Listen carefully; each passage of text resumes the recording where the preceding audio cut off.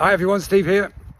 So we're out of the studio today because this video is going to be all about flying changes, or as they're commonly called, lead changes. Now, often half the battle of learning anything is to understand how it works in the first place. So when it comes to flying changes, there's a couple of things we need to be mindful of. The first one is we have to accept that horses already know how to do this. A horse heading around the field to the right and wanting to go to the left is going to change its legs.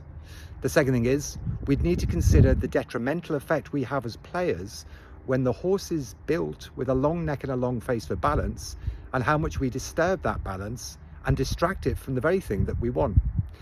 The next thing is that horses can change legs in a straight line. They do not need to change direction.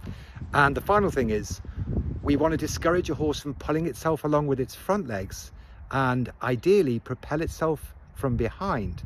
And that's going to take an element of self-carriage, which is when a horse is holding itself together, and in the best instance when it's slightly higher and lighter at the front. Now, in order to execute a flying change, we'd first of all need to understand a canter stride. And a canter stride is a 3-time beat with the sequence of footfalls starting at the back. Now, that is a really important sentence. The sequence starts behind, then the horse places the 2 diagonal pair of legs, and then the leading leg. So the choice of which leg a horse leads on is actually determined by the start of the sequence behind. So you'll have the red leg, the 2 white legs working as one and leading on the front blue right leg. So as a player, if you perhaps had trouble executing flying changes, it's highly likely that you've only changed the front end and left the hind end trailing. So in this example, and to reinforce this message that canter strides start from behind, here is the same horse leading on a right leg but on a left circle. Around now, it's too uncomfortable. The horse went hollow, so it's broken down into trot. So here's the 2 coloured legs and the 2 white legs. So you've got a 2-time beat. And just around now, it's going to start the canter stride with this white right hind leg. Here come the coloured legs together, making the diagonal pair. And it's going to strike off and lead on the left new leg. So it's going to be white touches now, then the coloured legs, and now it's leading on its left leg. Right, so there's a little trick on how to do flying changes, and it's all to do with balance. Imagine that I'm on an ice rink and you get on my shoulders and you pull me to the right.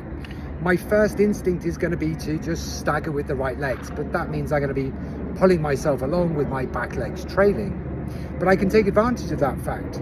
So if I was on the right leg and I wanted to change the left, I just need to press and push a little bit of pressure on the same side, show the new direction with the chest, which turns the pelvis, and almost open the door to the glorious room of balance. So it's going to be canter, canter, canter, canter on the right leg, lift the reins to engage the brain, push a little bit of pressure onto the right, and show direction to the left, and wait for the next stride. Okay, so to give you an example of that, here I am on a horse that was particularly reluctant to change.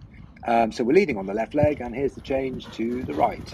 So if I slow that down, and for the sake of the video, I exaggerated this motion. So have a look how low the left knee goes, and the right leg opens with the chest and the pelvis to show it the new direction. There is no greater incentive for a horse than to appeal to its primitive instinct of balance. So let's head over to Argentina and have a look at a gaucho training one of his young horses how to do flying changes. Here he comes in on the right leg, and the change happens now, and he ends up on the left leg. No interference whatsoever. You'll see now the twist of the body in the opening of the left knee. And you also notice that he hasn't even got a bit in this horse's mouth. He's just giving it all the balance and confidence it needs. Again on the left leg and twisting to the right. Now, if we watch this again, you can clearly see from central, he pushes on the left and he shows direction with his chest to the right. And timing is critical on this when the horse is in the air, so it can change behind and land on the new leg and the new direction. So no interference whatsoever. And you'll see from the action of his toe how much this left knee opens. And as he appeals to its primitive instinct of balance. So now that we've got technique and balance out of the way, we need to look at communication. And dressage has to be the purest of all of the horse disciplines. The riders are able to ask the horses to produce exquisite movements, but rarely can you see how they asked or how they did it. Here is Diane Breeze, a top dressage rider from the UK, demonstrating two-time changes.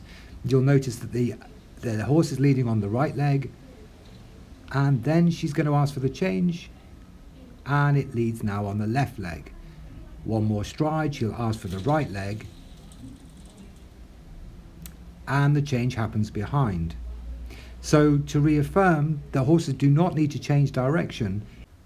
It's about minimal but accurate and consistent instructions to the horse by way of weight shift and balance.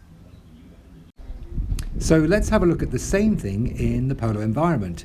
This is Gabriel Santos, a very talented Brazilian horse trainer based in the UK. You'll notice that there's a lift of the reins and to engage its brain, and minimal but accurate and consistent instructions to the horse to change each time. Now, those guys are obviously experts and professionals in their field. But if you're new to polo or you're looking to improve your flying changes, then here's a couple of exercises that will help. When you think about a flying change, try and think about two circles of identical size joined together, as I've highlighted here, and you can just lay some bandages on the floor that will give you a grid to work with. At the point the circles will meet is the point where you will go from one direction, you will go to square, and then you will twist the body in the new direction. Try not to overcomplicate it, and certainly don't throw the weight around. Pretend you're almost sitting on a steering wheel or a disc.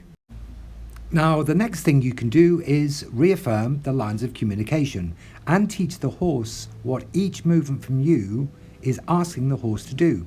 And with most cases of training, coming back to basics and training it in walk and then taking it up to canter is always the best way. So here is the player that featured earlier on in this video, telling his horse that when he lifts the rein and shifts his body, he wants a change of direction. There is so much less intensity and chaos and noise. It's just a lift and a twist, and the horse is saying to him, yep, I know what you mean. And so he can take it back up to canter. So here he is approaching on a left leg on the left circle. He's lifted the reins. He's a little bit too much to the right, but he twists his chest and he gets the desired result of a true flying change.